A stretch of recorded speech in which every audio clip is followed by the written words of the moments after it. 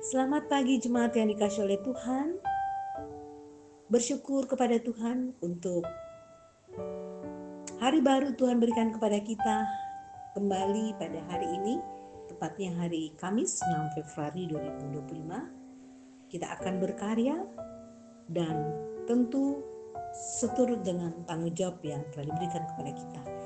Melandasi semua tanggung jawab itu, kita akan bersama-sama dituntun oleh firman Tuhan sebagai sumber kekuatan kita. Sebelum kita membaca firman-Nya, mari kita berdoa. Kami datang kepadamu ya Tuhan, Allah yang Maha Kasih, yang sungguh luar biasa menyertai hidup kami anak-anak Tuhan dengan penuh syukur. Kami sebagai jemaat-Mu membuka hati dan pikiran untuk diterangi oleh firman Tuhan.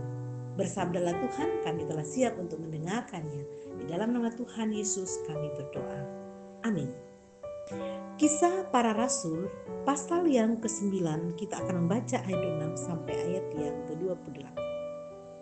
Setibanya di Yerusalem, Saulus mencoba menggabungkan diri kepada murid-murid, tetapi semuanya takut kepadanya, karena mereka tidak dapat percaya bahwa ia juga seorang murid. Namun, Barnabas menerima dia dan membawanya kepada rasul-rasul serta menceritakan kepada mereka bagaimana Saulus melihat Tuhan di tengah jalan dan bahwa Tuhan berbicara kepadanya dan bagaimana keberaniannya mengajar di Damsyik dalam nama Yesus. Saulus tinggal bersama mereka di Yerusalem dan dengan berani mengajar dalam nama Tuhan.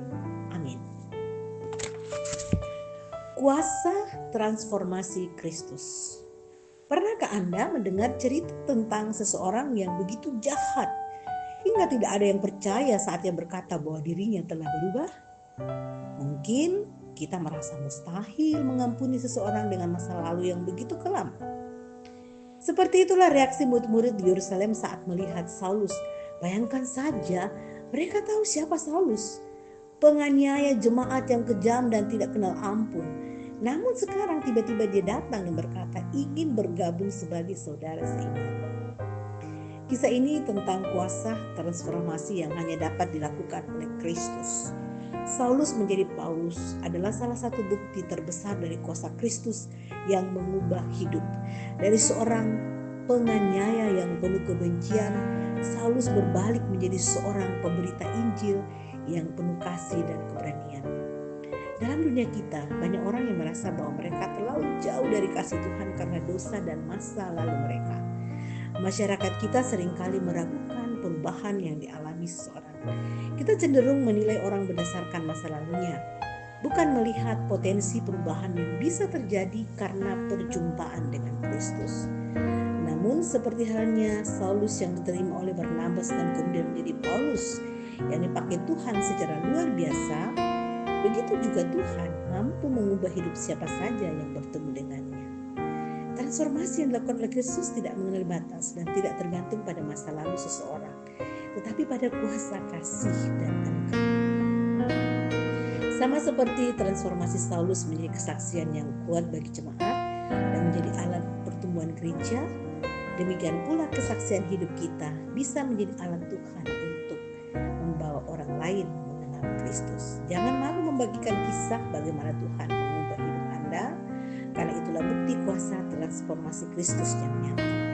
Marilah kita membuka hati dan mengizinkan Tuhan untuk mengubah kita sepenuhnya, sehingga hidup kita menjadi saksi dari kasih dan kuasa Kristus yang luar biasa. Amin. Mari kita berdoa.